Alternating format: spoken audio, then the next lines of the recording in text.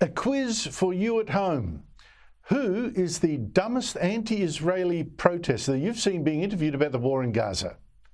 I don't mean the nastiest, I don't mean the biggest liar, just the dumbest. Because this is actually important. The massive rallies you see now against Israel and for the Palestinians in Gaza seem to me to include not just Muslim radicals and hard left activists, etc., but a lot of people have no idea at all about what they're actually protesting about. It seems that for them it's just tribal. These are people projecting.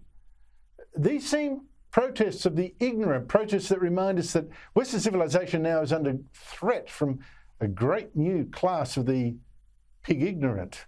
Excuse my language, but let's call it what it is. The pig ignorant, united against the civilization that makes them feel their ignorance or their personal failures or their primitivism. And it's their stupidity that makes these mass rallies possible, that swells their numbers for their cameras. Now, what we are seeing here is the result of years of poor education, of postmodernism. You know, there is no truth. It's been taught for decades now. Years of destroying the teaching of history. All this has taken a terrible toll. And we now see it in the streets of the big Western cities. So let me show you. Let's start with a simple, obvious example or two or three of this complete ignorance, like this. The mountains to the sea. From the mountains to the sea. That's what we want. From the mountains to the sea? Yeah. Which mountains? You don't know, eh? Here's a similar example, this time from a protester identifying as an intelligent person at the Sundance Film Festival. From the river to the sea, Palestine needs to be free from the occupation, which is illegal. What's the river? I forgot the river's the name, sea? but the sea is the Red Sea. So where is the river and the sea that everybody's chanting about? I think it's the Black Sea and the river on the other side of Gaza. Here's a student at a pro-Gaza protest in Melbourne, Australia, totally unaware that Gaza is actually controlled by Hamas, a proscribed terrorist group funded by Iran. Hamas is, of course, the group that started this war by slaughtering 1,200 Jews on October 7, raping women and taking around 240 hostages. What do you think of Hamas? Hamas? What is that? Now, you might excuse a child not knowing exactly what it is that they're protesting about, but what of this apparently fully functioning adult woman? It's not about Hamas. It's not. How is it not about Hamas? It's not about. Hamas isn't even there. Isn't where? Hamas isn't where? Even Gaza. Hamas is not in Gaza. The Jews are in Gaza. The Jews. Are there hostages in Gaza right now? Oh, I don't know. Is she the dumbest one you've seen so far?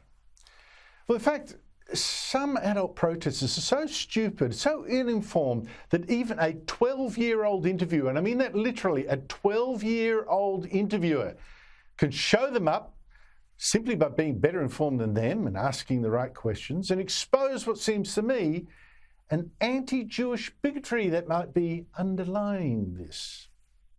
Israelis trying to create a state where there are only Jewish people. Where else in the world do you have that? But there are 2 million Israeli Arabs that have the same rights as Israeli Jews living in Israel. They have the same rights. Yeah, 2 million is 20% of the population are Arab Muslim. Right. Okay. Well, why are they trapping people in Gaza and the West Bank then? Because they feel like in Gaza it's a response to the Hamas October 7th attacks, and I think they feel like they need to dismantle Hamas. Hamas was set up by Israel. Hamas was set up by Israel. Who helped to set up Hamas? When? Sorry. Finance Hamas? Yeah. I thought it was the Iranians that were financing Hamas. No, that's propaganda. Are you Jewish? No, I mean, it doesn't matter. No, I just wondered, but are you a Zionist? How willfully dumb do you have to be? I mean, even Iran doesn't deny supporting Hamas. I mean, this is a terrorist group which now has used cryptocurrency to sneak in the Iranian cash that it relies on. And that anti-Israel bigotry you heard there may help to explain why some of the ignorant have joined these big protests against Israel. But there is also something else. There is a piggybacking going on. This is one of the consequences of this absurd tribalism we now have. And it goes like this, I'll piggyback my cause onto your Palestinian one, and we're both stronger. We're brothers in the same struggle. We're both against the same oppressor. But again, this relies on ignorance. For instance, this classic piggybacking of causes is one that only the truly, truly stupid would try. Why was it important for you to come to the protest today? I came with Queers for Palestine. I'm a trans, non-binary person. I believe we're not free until everyone's free. Queer liberation, queer people live in Palestine. Now, if you really did care for gay rights, you'd back Israel. You wouldn't back Gaza or the rest of Palestine because gays are persecuted in Palestinian territories. In fact, persecuted so much that many flee to Israel for safety. Plenty of studies and articles show that. I mean, Israel has got a gay Mardi Gras. You try and find one in Palestinian territories. I mean, seriously. But this is the big one. Anti-colonialism. Indigenous people of the world unite against that colonial white oppressor state of Israel.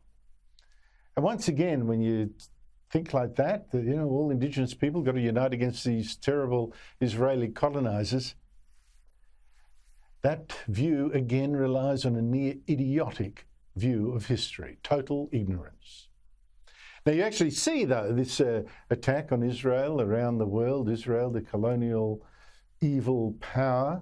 You see so-called Indigenous protesters in Canada, for instance, marching against Israel, or Maoris in New Zealand doing a haka, a war chant against Israel.